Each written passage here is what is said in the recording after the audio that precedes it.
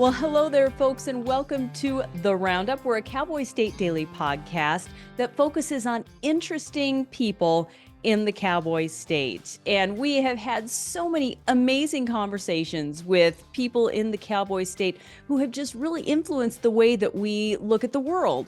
Well, we're talking today to a guy who has been privileged, and he'll tell you he's been privileged to live the last, I have to stop and count up the number of years that Rick Hoeninghausen has lived in Yellowstone National Park. And that is a rare privilege that people just don't have every day. And Rick and his family have been fortunate to do that. So Rick is with the marketing department at Xanterra, which is the part of that works in partnership with Yellowstone to provide restaurants and hotels and all of these other really important things that we need to go stay in Yellowstone. So, Rick, I should have asked you before we got started, what is your actual title for a little while longer with Yellowstone and with Xanterra? I'm actually the director of sales and marketing for Xanterra Travel Collection, but specifically in Yellowstone. I'm just Yellowstone, which is great. Just Yellowstone. And you've been in this job since 1998. You've been able to live and raise your family in Yellowstone since 1998. That's true. That's true. Although I started seasonally just for a summer, just before I finished college in 1980. So I go back that far and had spent 3 summers here doing laundry of all things, entry level job, but the best summer I've ever had in my life. And it was also that summer that I met the gal who I ultimately married and who I've been very fortunate and blessed to share a family with and raise a family here in Yellowstone over the years. So yes, this has been a significant. We've been here longer than any other place. Of course. Well, yeah. And so you and Karen have raised 2 daughters, and those girls grew up in Yellowstone. Tell me about raising a family in Yellowstone National Park. How was that for a couple of girls who eventually become teenagers? Yeah. Dad. Yeah. The We actually had them while I was away from the park. One was born in Boise, Idaho, while I was working for the Air Force, and the other was born in North Carolina while I was working for the Air Force. So they were actually 3 and 5 when we came back. And at the time, my wife was teaching in Idaho in a small school system, and I happened to be selling real estate in that area too. And the opportunity came up to come back. They brought back, they being Xanterra at this point, decided to bring the marketing positions back into the park. They had centralized it and they moved it back to the parks. And the gentleman who was in charge at the time is somebody who was also my first hotel manager when I started working in 80. Amazing coincidence, fate intervening. But bottom line is, the job was available. I was thinking about it, and my wife told me, "You have to be kidding me! What is there to think about? It's Yellowstone first, and secondly, there's a school that time. There was a school in Mammoth where we would ultimately live, K through 6." And she said, "You know that school's an amazing school. Now we have children. If no other reason, we need to go back for them, for this opportunity to raise them in Yellowstone National Park." So A, it was a great job opportunity. B, that's what the park brought Karen and I together. It's been so much a part of our lives, even when we were away. So the opportunity to come back in '98 in this job with our family to raise 2 daughters. Again, a little bit of fate, a little bit of luck, but a lot of blessing, that's for sure. A lot of blessing, a lot of blessing. Now, Yeah. you started out life in back east. You're a Syracuse, New York guy. That's how you started life. Tell us how you got from Syracuse to Wyoming, Yeah. because that's got to be a journey. It was. And again, as I look back now, it kind of all came together. It was kind of meant to be in a way, is about all I can say. My parents are from Brooklyn, actually, and my father was a cowboy wannabe. He watched all the movies and got me into it. So as a kid, I wanted to be a cowboy. Those were my heroes, as the song goes. And and then later on, as I got a little older, and I used to watch a lot of wildlife back in the days of three networks and public television. I could watch Marlon Perkins or Jacques Cousteau or whatever show was on TV. I think for a while I might have been the youngest expert on meerkats, but just because I love wildlife. But seeing places like Yellowstone and wildlife like we have out west here in the mountains and all was just something that fascinated me, and I always thought it was a dream. That's where, again, fate enters. I'm in college at that point, and his fraternity brother gets a job as a maid, and it's like, how the heck did you do that? Like, well, it's not that hard, Rick. There's actually a job placement office with paper applications. You send them in. I did. I got a job in the laundry. Well, I don't know what I'm doing, but I'm going. And literally rode the Greyhound bus out to that first summer. I was one of the first people at Lake Lodge when the laundry was there. Did disappoint my folks. I had one semester left, so I was graduating in, between graduations, so I could go to one in May, a little advance of my final graduation, but I actually passed up on my own on the graduation ceremony to come out west and work a job that's, an entry level job, barely minimum wage, right? Which my father thought, well, we really raised a genius. He went to college, has a degree, and this is what we're getting. And my mother was obviously immensely disappointed because at that point I was the first one in my family in the Hoeninghausen side to go to college. So thank goodness my brother, cleaned up after me and got it all done right. But all that comes out. I come out here and work a summer, and just the best summer of my life. And I think it changed a little bit for my folks. They decided to help me out and not make me ride a Greyhound back to Syracuse. So they actually came out that first summer to pick me up. And I remember my mother arriving and saying she was worried because she thinks my dad's going to quit his job of forever. Once he hit the Badlands and the Black Hills and Yellowstone, then he realized, yeah, maybe that man is a genius. I don't know, but he fell in love with the place as well as my mother did. And I mean, it's Wyoming, my goodness. And it started in South Dakota, certainly the western landscapes that we had only seen on television. And the Badlands, I know he loved it because that was cowboy country. I mean, that's what he looked like. That's what he was thinking it was all about. And so they came out, they picked me up, they get it. We go back, and then I go back for 3 summers or back for 3 winters to Syracuse to try to figure out ways to come back to Yellowstone as a seasonal employee. And it obviously it went well. It was entry level. I did a decent enough job where it ultimately led to a full-time job with, at the time, that was TWA Services. It actually led to a job in the Everglades full-time for the same company. The Everglades. You went from Yellowstone to the Everglades. And you mentioned TWA as in the airline? It wasn't the airline but it was TWA Services, the first company I worked with, who took over for the previous concessionaire in Yellowstone was Yellowstone Park Company, and they didn't do so well. So the Park Service was definitely looking for a change because this is the biggest concessionaire in the park. So that's where TWA came in. It turned out, though, it was a similar scenario in '84 down in the Everglades. The previous concessionaire was not doing well, so was not going to come back. And TW, that might have been TW Recreational Services at the time. There were a few transitions over the years, but they went in and got that contract. So it worked out nice. I had a decent track record working in Yellowstone, and then I found out a weird set of circumstances. Somebody who was living at the condominiums I was managing on the coast of Georgia at the time, she's heading to Everglades as the personnel manager, and I was doing what I was doing, which was okay, nothing I really loved. She calls one day and she says, we have a marketing manager position down here.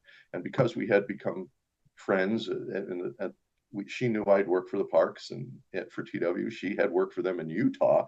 Now she's running personnel in Everglades. And it was strictly, who knew I would meet a completely new person on the coast of Georgia that had the park background that would ultimately lead for my first full-time job with this company in Everglades National Park, 4 years as the marketing manager. And I'd been to Florida a couple of times for spring break, but it never was any place I anticipated. It wasn't me. It's nothing wrong with it. It wasn't me.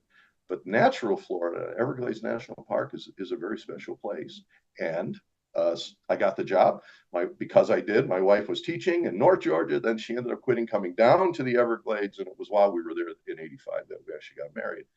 And here we got to start our journey again. We met in Yellowstone. Now we end up in Everglades in a national park. Now we're a couple. Now we're married, and that segment, that chapter of the journey opened up. You have just one of the things that you and I talked about before we got started here, Rick, was the people that we meet, Yeah. and how the people that you get to meet along your journey end up taking you in unexpected directions. And this sounds like that exact same thing. So you were in Everglades because of your friendship with this person. How'd you get to Yellowstone from Florida? Well, Get back to again, Yellowstone, must I say, because you came back at a really rough time. I've done a couple. Yeah, I did a couple of trips in there. Of course, at the time I'm younger, so trying to move up in the world of jobs. So we did really well in the Everglades, and it was a small operation, a small budget, but we did good, and it made this was TW at the time, very happy. And because it was going well, the general manager and the vice president in Yellowstone at this point was in the Utah parks in that position. He's the reason we got Everglades to start with. So he ultimately had to approve my position down there. And then because it went well, he decided it might be nice to keep me around. So after about 4 years in the Everglades, he actually made a position for me, an assistant director of sales and marketing, so that I then could be tutored by a gentleman named John Olson, a mentor of mine, who had been there for a long, long time. And he was getting older and all. He wasn't quite ready to retire, but this was an opportunity to bring me out, work under him, learn a lot of stuff, so that this gentleman who made all this happen, it was Steve Tedder's his name, very important person in my life and my career. Um, he facilitated all that and put me in a position. And so when they brought me out for my first year in Yellowstone, he actually did two things. He brought me out in '87 to run the Roosevelt Lodge. I spent a summer, took a leave of absence from Everglades, and I was the location manager at Roosevelt Lodge. I get to play cowboy for a summer. It had the biggest corral operation. Again, who knew? And how does that happen? I still wonder. And then that went well. And the next year is actually when he created the marketing position and asked if we'd be wanting to come back to Yellowstone. Well, that's an easy answer. Heck yeah. Yeah, no So brainer on that one. Yeah. yeah, I got that one right. So we both came out, Karen and I, back to Yellowstone in '88, which happened to be a big year. If you want to Oh get my your gosh. on TV every morning to start the day, all you do is start a fire, or 50 some of them. And it was quite a summer. And I was new, I was green, but I had people this was perfect in many ways. I learned from the best in my mind. I've got John Olson as the director. It's Yellowstone, so you get to meet a lot of other people. It's important to Wyoming, Montana, and Idaho. So I'm getting to know the tourism directors for those three states. At the time, Gene Bryan, who's I think a familiar name across the state of Wyoming for many reasons. He was a tourism director of the tourism office. He was a commerce director as well. He's a Cody Chamber director. He was part of that journey, and he became a primary mentor for me. I learned so much from him, and then so I'm back, and now it's marketing, and we're on fire. And I learned a lot about crisis communications. It wasn't easy. It was somewhat stressful, and this is pre-internet, obviously too. We had just gotten one of the original fax machines, heat sensitive paper, and the analog phone lines, and we're trying to do that and communicate people with the one fax machine we had. In fact, I can even remember as I think about it now, it's the fax machine. By the end of that year, with all the fires, we finally had to close everything, but there were reporters everywhere, and then military also to help the firefighters. We switched from a vacation destination to a ground zero of the biggest fire ever at that time in this area. And I remember one day I got a knock on the office door. I open it up, and I don't know if you remember him, but he was with CNN. His name was Greg Lefebvre. He was one of their top reporters, and I'd always watched him. I'm on CNN, and I got a knock on the door. I open it. It's like, what? There's Greg Lefebvre. He's got his yellow shirt on and all that. Can I borrow your fax? So it's like, yeah, whatever you need. It's because we had the only one. So it was a tough summer. There were interesting pieces of it. We certainly learned a lot. It adds some new meaning to trial by fire when you're the new guy. But what I wouldn't trade it for anything. I don't know if I want to go through that again, but I wouldn't trade it for anything. And we learned a lot. What did we learn that summer? Nobody knew about fires, that it was a natural part of the ecosystem out west. We only knew what Smokey Bear told us. So on top of, there were so many things going on. That was an awakening in many ways for the whole country about, how the West and how things work out here, and national parks specifically. And I got to be in the middle of it. You It was nothing I want to do again, but I wouldn't trade it for anything. You were in the middle. Oh my gosh. Yeah. Trial by fire is exactly the right thing. There are so many ways I want to go off of this particular point of the conversation because the people that you meet, for one thing, but the cooperation and the bonds that you've created and the friendships and the working relationships that you've created with the people in the surrounding areas. So in Cody, we like to claim you in Cody, Rick, because you were part of the Park County Travel Council for many years. And we were just a regular part of your routine. And that's how we all became friends here, is because of your many trips into Cody. But those types of relationships, those aren't built on those are deep and they run deep. In fact, we're having a retirement party for you here because one of the things we haven't brought up yet is the fact that you're actually retiring now, Rick. Who knew? Who knew Who this knew? would ever You've been happen? talking about it for years. You've been threatening for years. And so when I first heard that you were retiring, I'm like, I'll believe it when I see it. Yeah, whatever. Yeah. Yes. You So know, so well, tell us that about these great friendships that you have created with all of these different people that you've had to work with, that you've had the opportunity to work with over the years. I think on top of being in Yellowstone, a place that I just love, what you're talking about is the other biggest, most significant piece of it. I tell folks, it all comes back to the park. Being so, the way this fate played out, it's been more who I know than what I know, I think. But and I've that's worked for me. Um, but it got Yellowstone being so important to a place like Wyoming from a tourism, from an economic perspective, and for its significance in the world as the world's first national park, and having all the features it has. It's obviously a special place. That's an immense understatement. But that's what opened these doors to get to be the marketing guy for the company, the biggest company, the big hotel company in the world's first national park, means doors are going to open. And it's important for us. In fact, that was one of the first things my boss, his name, another mentor, Jim McCaleb, the one that was with me ever since 1980, as he was the location manager at my first location. He was seasonal as well, but he was with me through most of the journey more than anybody else. One of the first things he told me was, because marketing had moved to the corporate office. Now it's back, recognizing you really can't do that, be as effective if trying to run all these parks from one place. So I'm back, and one of the first things he says was, we need to get back out in the industry. We need to reconnect with people because we haven't had this position. And while he did a very nice job, he's a general manager and vice president, so he's got a bunch of other stuff going on that doesn't allow him to do the kind of things that a sales and marketing director can and should do. So the word is, get out there, reconnect. And again, I was here in '88 as the assistant director with people who connected me. I came back in '98 after leaving in early '90s. So I'd been gone a while, but I came back and still knew a lot of those people from my time previously. So it was there were new players, but there were still connections. And that helps. Okay, we got a marketing director now. I happen to know this guy from before. He's back. Yellowstone's back. They're going to be very involved. It's Yellowstone. So if I call tourism office and say, I'm going to be by, can I swing by and chat? The answer is yeah. Not because of me, because of the park, because of the significance, but to your point, the people. I love being from Syracuse, but there's a special kind of thing goes on out west with people. Looking them in the eye, straight talkers, easy to be friends.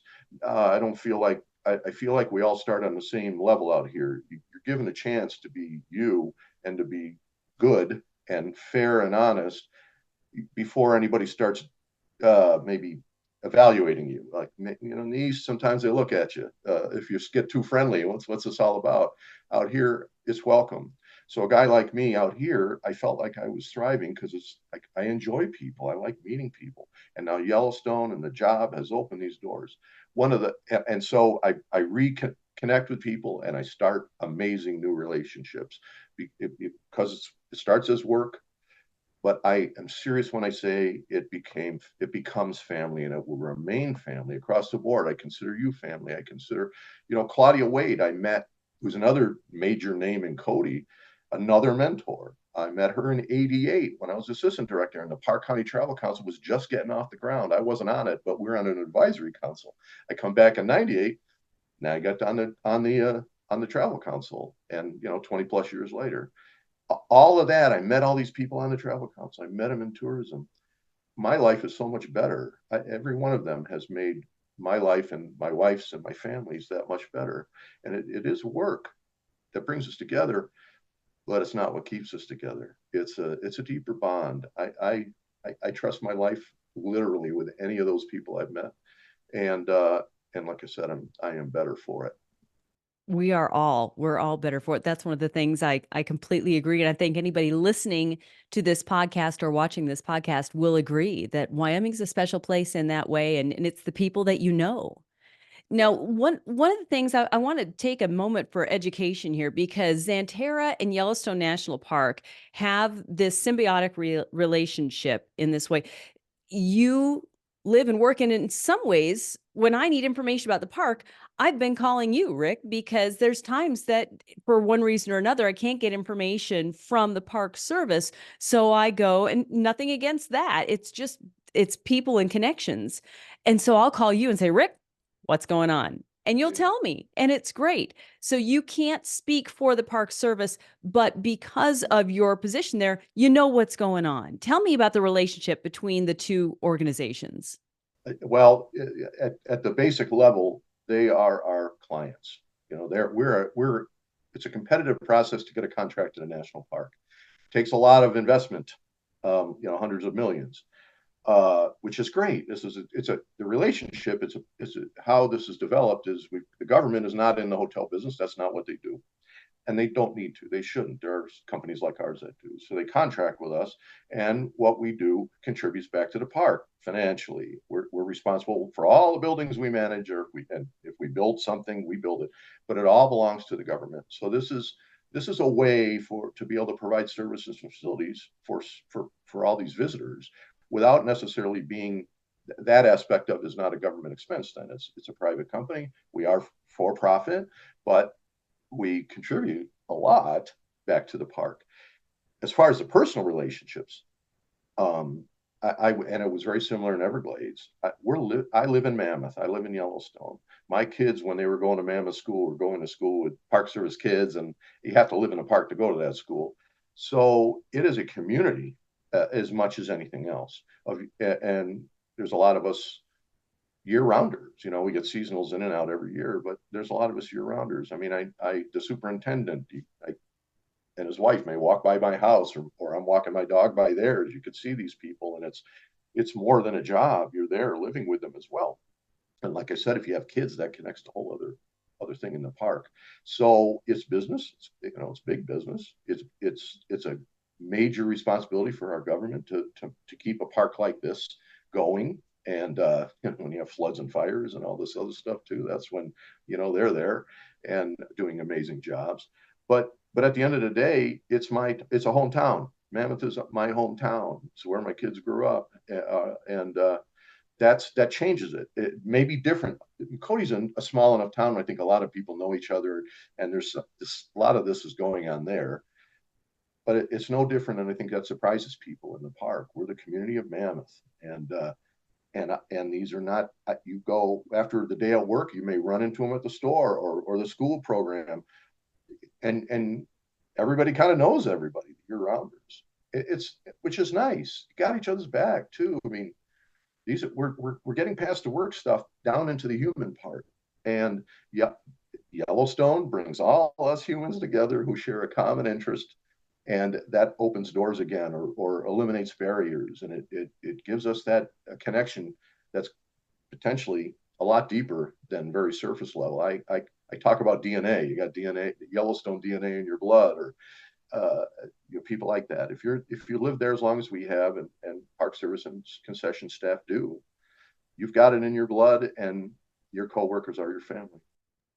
Absolutely. I think that's great. You've talked about the uniqueness of living in Yellowstone, But because of your long tenure there, you have seen a lot. You talk fires and floods. You've lived the fires and the floods. And what are some of the more really interesting periods of time there at Yellowstone in the time that you've lived there since 1998 that you can really talk to? 98, 88, really? Yeah, 88 with fires. Of course, there's been more fires since then and all that.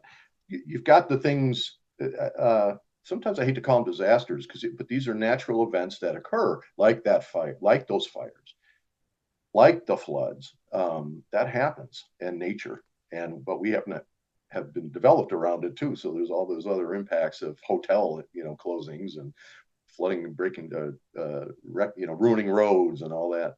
I was here for 9/11. That was, that's a huge, so tragic. But it was interesting, get past a tragedy if you don't get past it. But what happened after that? We had scheduled, actually, which I think is interesting and coincidental, a Park County Travel Council meeting in the park for September 12th. And before any of this was, before 9/11, we knew it wasn't happening. It was just going to be in a park. Then we have this. I remember getting up in the morning and turning on. I always have NPR on my car in the morning when I lived a little further away from Mammoth, close to Gardner. So I'm driving up to the office, and I'm obviously NPR's got something's going on here in the news. Ran back in, turned on the TV, and I'm seeing all the footage and that we have ingrained in our minds today. And so started to watch, and it's like, wow, everybody knows where they were. I know how I felt. I get chills now actually just thinking about it. So we're a national park. We just had this immense tragedy, a terror attack on our soil, and all that goes with it. And at the same time, we're talking about, from the standpoint of running the concessions operations in Yellowstone. We decided to keep the travel council meeting in the park. We gotta prepare for the impacts it's going to have on us once literally the dust settles and we get through the tragedy. And again, it was sort of a crisis communications thing. It was another thing I don't want to relive. But if you can walk away from the tragic part and think about what all happened, then we made decisions that day on, are we staying open? Are we the travel council decided to still meet in the park, which is interesting and significant because that doesn't happen very often either. And now we're meeting over this. What are we going to do? What's the future? What does all this mean? It's all major unknowns for all of us at that point. But I remember us thinking at that time, I don't know that we have to change anything. The country's just been, it wasn't just what I thought. This is the travel council. We thought, as tragic as this is, we were just attacked. And once we get past this, what is it going to mean? And there were some there's so many sharp people: Ted Blair, Judy Blair at the time, Claudia Wade, so many people on the travel council. And we decided we are going to be okay, first and foremost. And of course, the whole country decided, we're strong. That was a nice outcome with the tragic situation. But we decided we're actually going to be okay. This is the world's first national park. This is America. We are in Cody in the West in Wyoming. We are America. And once we get back to business and past this tragedy, we're going to we're going to be even more important or more significant for Americans. And for the world. What's the message we're going to send? We're strong. We're standing up. We just got hit. We're going to get through this. And from a tourism perspective, which seems way down on the totem pole in terms of priorities, but tourism is the second biggest industry in Wyoming. You got to there's jobs attached to this, so there are significant ramifications. We decided we'd be okay and stay the course. Once we get past the initial issues and the ripples and the heartbreak of 9/11, we'll do what we do and the way we do it. And we were absolutely right. That year we obviously people stopped traveling. No one was going to fly and no one was going to drive. It was a shock. The next year we came back strong. And that was, it was another learning experience for me. Terrible situation, but some really smart people got together and said, you know, it may not be the reasons we want, but people are going to look at the values, American values, and they're going to look at their parks, and they're going to look at these beautiful Western towns and the values those people hold, and find and realize we're not leaving the country to travel now. We're going to go celebrate what makes us great. So it was terrible circumstances, but it spotlighted a lot of our own strengths for both the country and our region. Glad, I mean, I don't know if glad's the word, but that's something I'll never forget. The takeaways from that, the connections we made, the relationships that were strengthened as a result of that. Uh, that's just an amazing life experience that, you know, those of us had. I'm glad I was here for that. If I had to be anywhere, I'm glad I was here for that. Other things besides 9/11 pandemic, obviously, that was another one. I think they start to look. How come Rick is the one connection between all these major events? Maybe we need to revisit this whole having him around. But you know, I was here. I'm glad. I hate it. Nobody likes the reasons, but I was here. We were here. This team that I think so much of was all part of addressing all these things and coming out of it okay. That was it was that feels good to be able to take such circumstances and eventually recover and come back better than ever. On a more positive note, if I may, one of the coolest things, I've got to do a lot of cool things here too.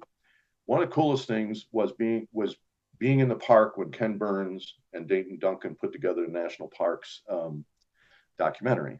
Oh, And how Dayton cool. Duncan and his son and some of his crew was here most of the time, so we got to meet him, and we got to meet him when he did the Lewis and Clark thing. And but then they're here to do the national parks thing, and so it was cool to catch up with him and see what he was shooting in the field. This is Dayton Duncan. Then when it was done and launched, they decided to do a press event in the park, and Ken Burns comes out as well. So what I will always remember is one of my favorite things that happened on a very positive note was to be out in Lamar Valley with Ken Burns and Dayton Duncan.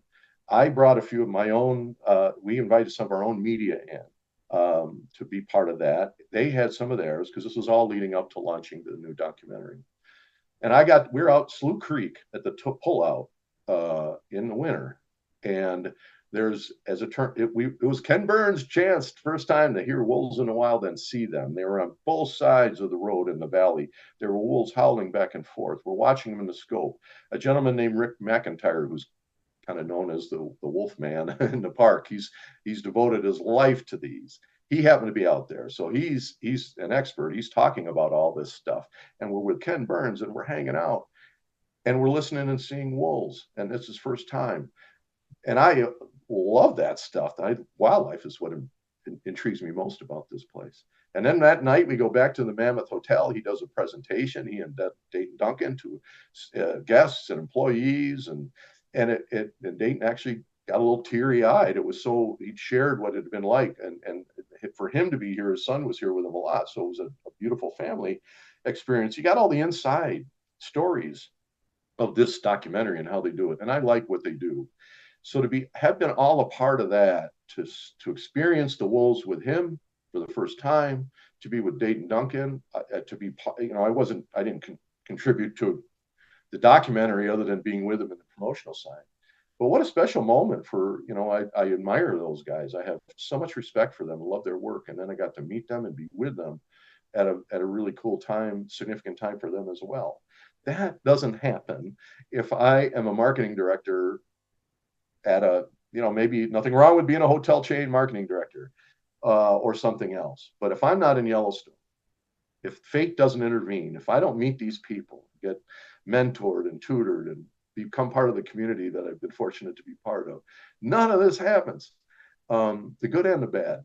And you know, we're talking about retirement as we're talking now, I think about this stuff, and it's like this went by so quick. But now as we're talking about all these various things we've been through, as some were tragic, I still got a smile. We were here for this. Who knew? I was an art major in college, for goodness sake. I never figured I'd be doing this here. This was a Really? dream you only saw on television with cowboys and wild animals that, you know, everybody else gets to do and be. And I'm here and I've been here a long time. It's gonna be very difficult to leave, but these are happy memories, and that both, it's not just me, either. My wife's been part of, vast majority of this, uh, and so have my daughters, and we celebrated the 100th anniversary of the Old Faithful Inn. We celebrated the 100th anniversary since I've been here, the Lake Hotel, the 125th anniversary. In fact, my daughters, who were adults then, were my dates for the 125th anniversary of Lake Hotel. I'm in a tuxedo and these Oh, gowns. And Allan Simpson is here, and he's kind of our MC is probably not the word, but he's the one person we invited to do some talking. I get to meet Allan Simpson and have made a relationship with him and Anne, his wife. That is, how does that happen? I'm getting chills again, because these are people who are significant in the world and in their communities, and are regular and beautiful people. And I get to know them, and they know me by name. In fact, when we're in Cody for the retirement, the Simpsons are coming to that, and you're yay. coming as well, I hope. Yes, we will be there. Yeah, We will be there. think about that. I can't believe it. I'm just right now what I'm saying. I'm giddy. This is just who can be. I'm the luckiest guy. Period. End of discussion. That's the way I look at it. I'm just so fortunate. Well, Rick, we have been fortunate to know you and to have you there in Yellowstone. And as that Xanterra representative, that Xanterra voice for all of these years, we are going to miss you terribly. I told you that when we first got talking about this and putting this podcast together. You are going to be so missed in your role, but we are so excited for your future. We're out of time, but I was going to ask you wrap up questions, but you wrapped it all up for me, which is great. Thank you. I did something right. One in a row. You've done a lot right, Rick. You've done a lot right, and we are grateful for your presence and for you being a uniquely Wyoming character and Wyoming personality. And we are just anxious to follow your adventures now that you're going to retire and go off and do other things. But we've been glad to have you here, Rick. Well, as I said, pleasure's been all mine. I'm the luckiest guy I know. And as we depart, I want to say another. You asked me about being a Wyoming person. I, I I'm a transplant, but I take great pride from that. I love showing people my driver's license, and just for that reason, I'm honored that I would be accepted in the community too. This is just, it's like I said, it's all part of this amazing dream that I've been living. Well, we are grateful for you to share it and share your story today. Thank you, Rick Hoeninghausen. Good luck with your retirement. We will see you soon, though, because you're not going to go away forever. You'll come back, you'll visit, Oh yeah, and we're no better grateful for place that. to live, right here. Beautiful Right stuff. here. Yes, yeah. Absolutely. Folks, thank you for tuning in to our conversation with Rick Hoeninghausen today. This has just been a joy to share the stories of this man who has lived many people's dreams. And we hope that you'll tune in. We've got so many more wonderful guests coming up. But if you've missed any of our podcasts, The Roundup, you can find it on any of the podcast platforms. You can go to our YouTube channel. You can always go to cowboystatedaily.com, click on video. You're going to find all the previous podcasts there. But thank you for being part of our chat today with Rick and learning about his life and the dream that he's lived. Thanks, folks, for tuning in. Have a wonderful week. Rick, good luck. Thanks for being here today.